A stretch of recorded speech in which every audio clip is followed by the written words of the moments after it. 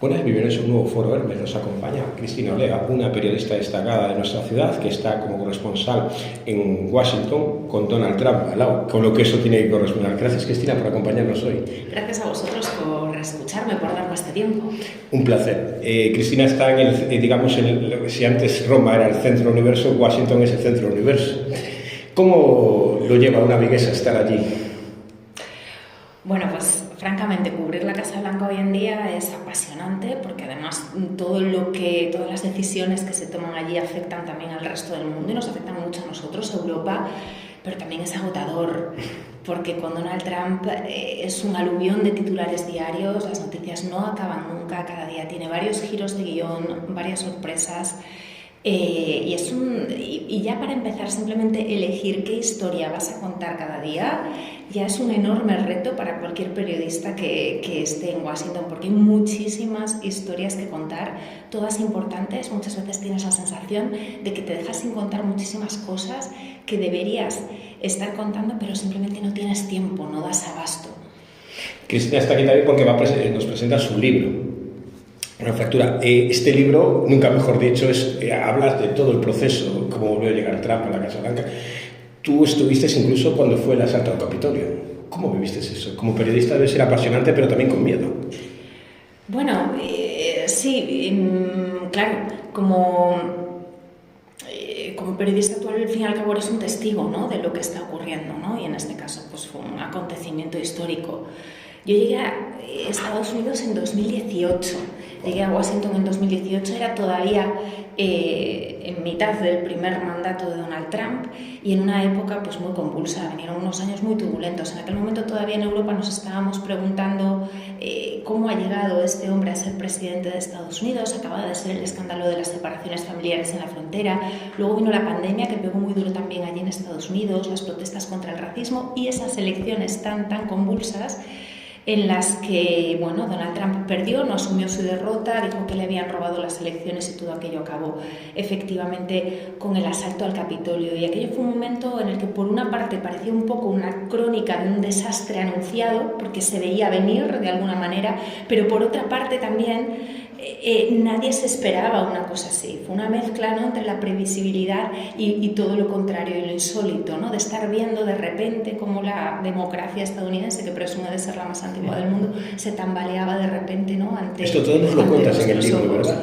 Todo esto lo cuento también en el libro. El libro lo escribí en otra campaña electoral, la siguiente, la de 2024, en plena campaña electoral, otra campaña electoral que también fue insólita, porque fue esa campaña en la que hubo un intento de asesinato, un cambio de candidato en el último momento. El candidato demócrata primero era Joe Biden, luego fue Kamala Harris, en la que por primera vez en la historia una mujer no blanca, una mujer de color, se presentaba a la presidencia de Estados Unidos, y por primera vez en la historia un delincuente convicto, Donald Trump, imputado y condenado por los tribunales, se presentaba también a las elecciones.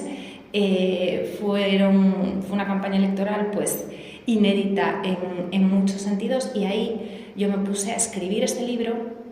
¿Tienes tiempo para escribir el libro mientras con toda la vorágine tienes que sacar tiempo? Sí, eso fue muy complicado, eso fue el mayor reto, pero yo quería contar un poco más y un poco mejor el país. Estoy acostumbrada siempre pues a condensar todo en crónicas de un minuto y medio en el telediario, y quería poder explayarme un poco más. Llevaba ya 6 años en el país, quería armar un puzzle para intentar contarlo un poco mejor. Y sobre todo quería hablar de las personas, de los ciudadanos de Estados Unidos, ¿no? El libro al fin y al cabo es pues un viaje, un recorrido por las fracturas, por las heridas del país, en un momento de una gran polarización política, pero yo quería que cada parada en ese viaje, que cada capítulo fuese en carne y hueso, que fuese una historia personal que nos ayudase a entender un poco pues cada una de las heridas del país, las armas de fuego, las drogas, la frontera, la herida racial, la polarización política. Uno de los capítulos es también sobre el asalto al Capitolio, otro sobre el trumpismo. Claro, nosotros, Estados Unidos es tan lejos y tan cerca, como se dice, pero hay una cosa, sobre todo los que nos gusta la política y la política americana y todo lo que hemos seguido, él intenta seguir la estela mucho de Ronald Reagan, pero con unas grandes diferencias entre Ronald Reagan. Ronald Reagan era una persona que, por ejemplo, en el tema de la OTAN era una persona más intervencionista, pidió que el muro de Berlín se tirase. Donald Trump se ha olvidado de todo eso. Quizás ha hecho una política más de los demócratas interior, pero no ha sido una persona que siempre amenazando. Yo lo comparo mucho, tú que estás allí.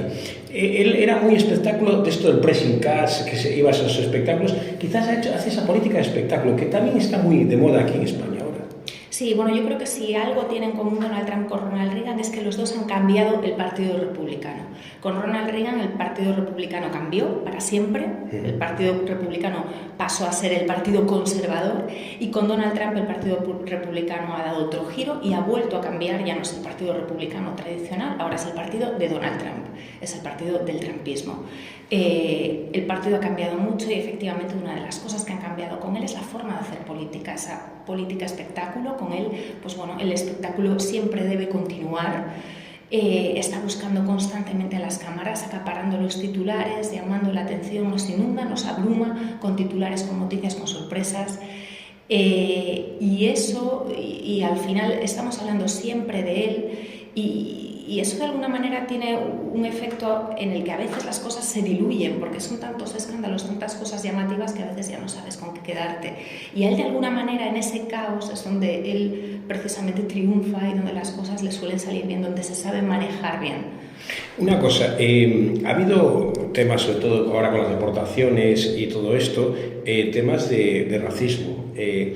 Yo quiero contar una anécdota que lo vi en la pandemia, cuando, claro, consumías mucho más televisión.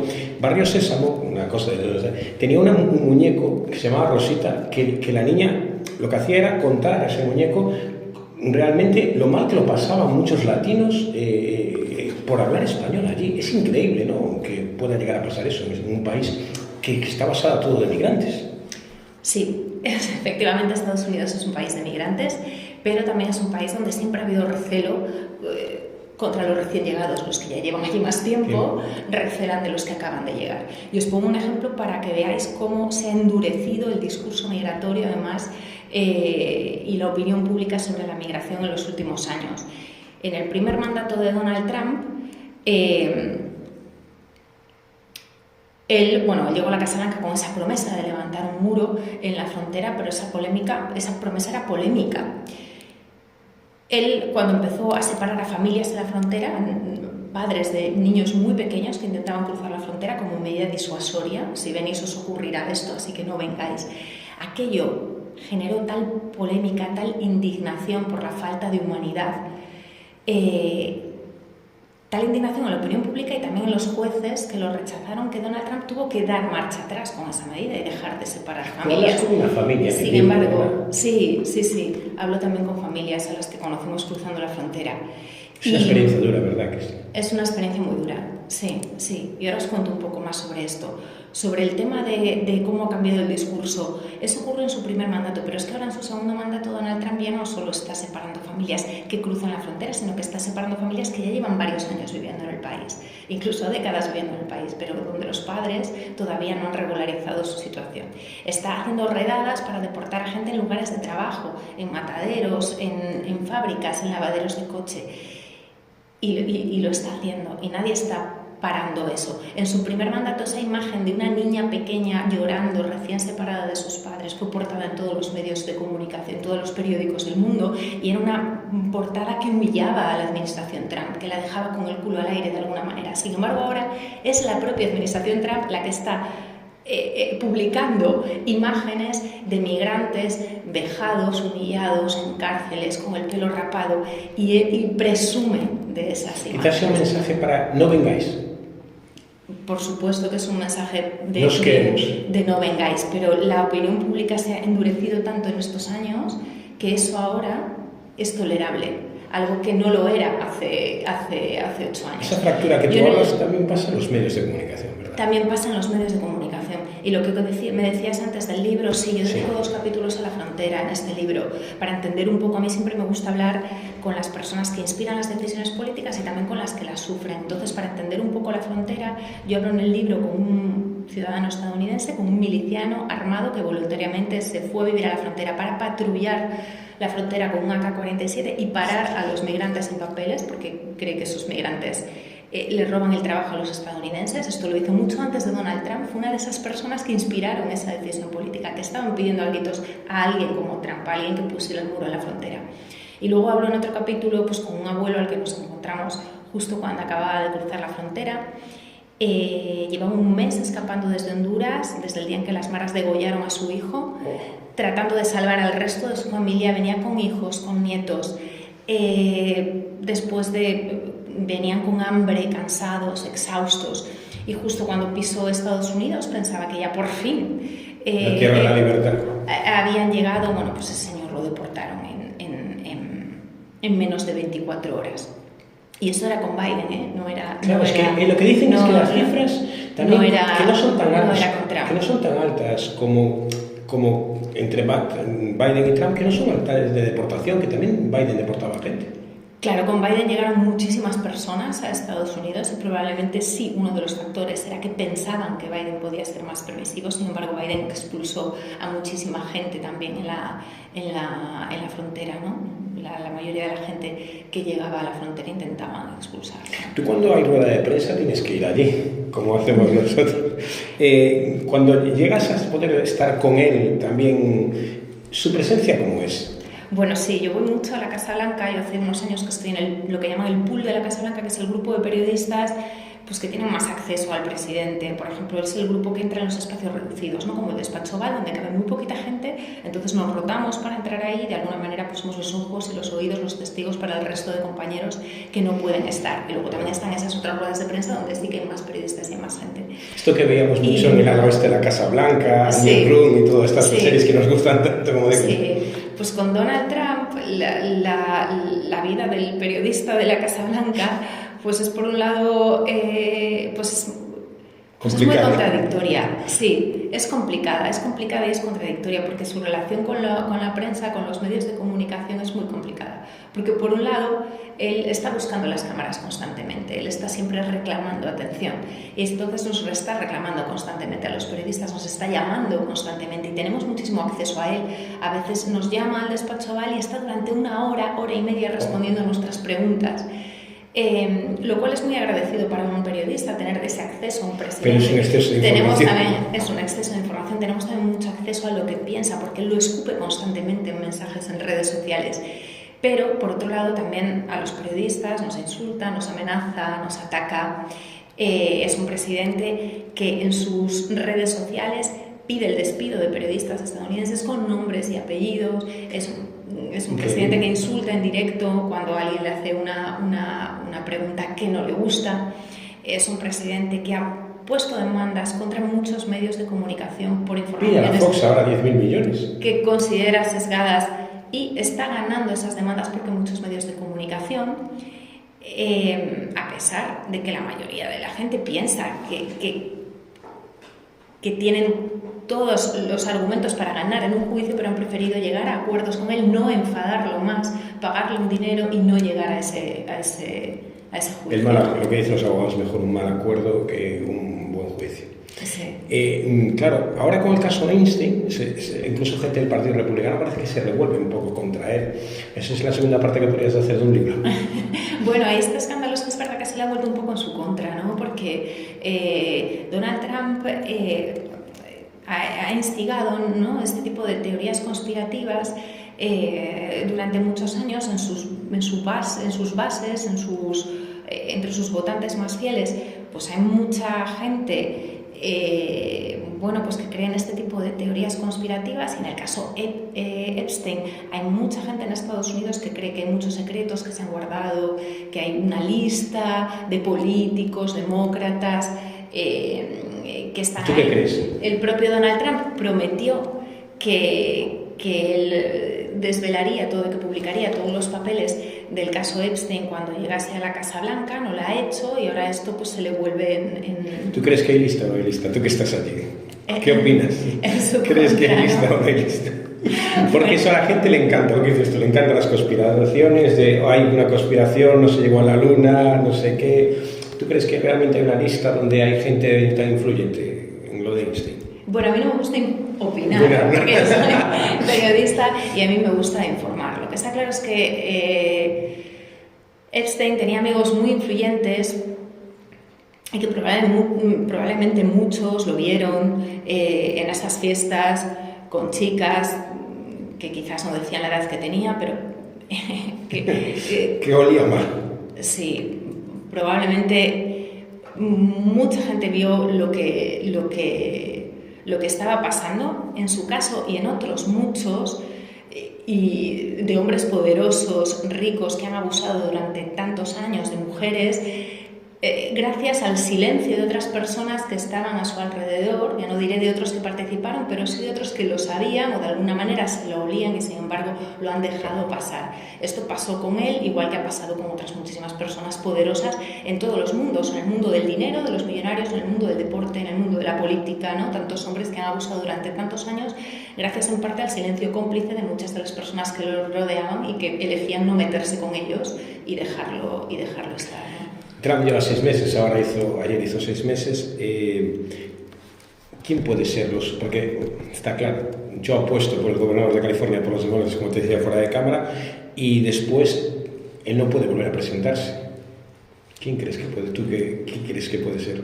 Ron DeSantis, Marco Rubio, bueno, el vicepresidente, que ojalá que no sea. Bueno, yo creo que veremos probablemente unas primarias con muchos candidatos en los dos partidos y bueno, pues ahí se elegirá al sucesor. Creo que es pronto todavía. En el Partido Republicano él mismo, el propio Donald Trump, está un poco como dando alas, como animando a su vicepresidente y a su secretario de Estado, a su líder de la diplomacia, Marco Rubio, y a su vicepresidente, J.D. Vance, como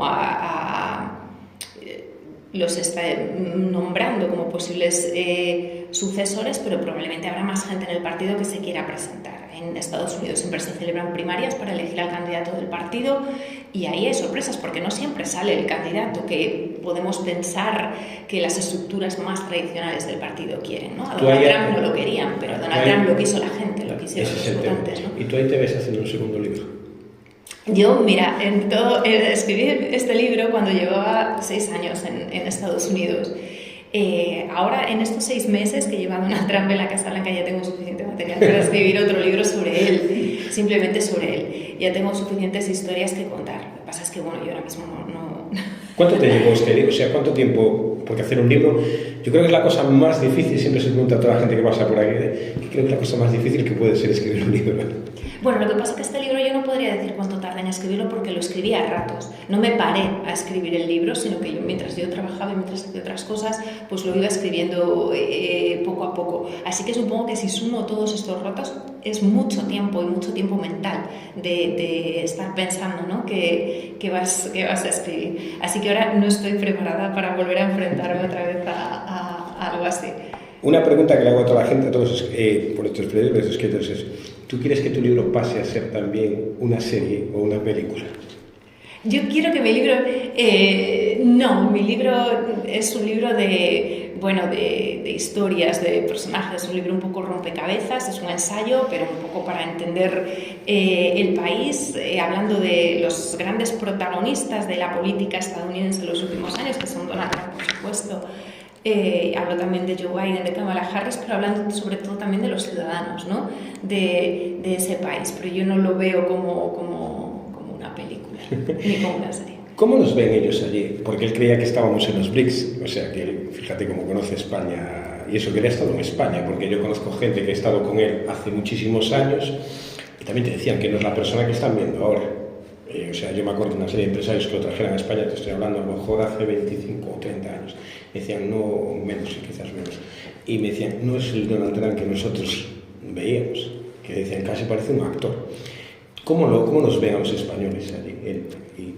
Bueno, es que en Estados Unidos, para empezar, es un país inmenso, ¿no? Y muchos estadounidenses no han salido de su país, que por otra parte es que es un continente, pero es verdad que hay mucho desconocimiento en Estados Unidos sobre lo que ocurre más allá de su frontera. En el caso de España es muy normal decirle a cualquier estadounidense soy español y que piensen que eres de Latinoamérica, que eres que no ubiquen que España está en Europa, ¿no? Hay bastante desconocimiento sobre lo que ocurre más allá de sus fronteras. Nosotros en Europa sabemos mucho más de Estados Unidos, aunque también muchas veces caemos en tópicos y en prejuicios, pero sabemos muchas más cosas de Estados Unidos de lo que saben los estadounidenses sobre nosotros. Y además a Donald Trump ya sabemos que él ha dado un vuelco a las alianzas tradicionales y él, ya vemos con qué desprecio habla muchas veces de los países europeos, ¿no? De sus aliados tradicionales, de los países de la OTAN, de la Unión Europea. No es un área del mundo a la que él le tenga un especial cariño y esto nos lo demuestra todos los días. Cristina, gracias por estar con nosotros aquí, de verdad nos has enseñado un montón. Este libro, esperemos que ver esa segunda parte, es apasionante, recomiendo a la gente que lo lea. Gracias de verdad por estar con nosotros. Gracias a vosotros. Y gracias a todos por vernos. Esperamos una edición de Foro Verdes.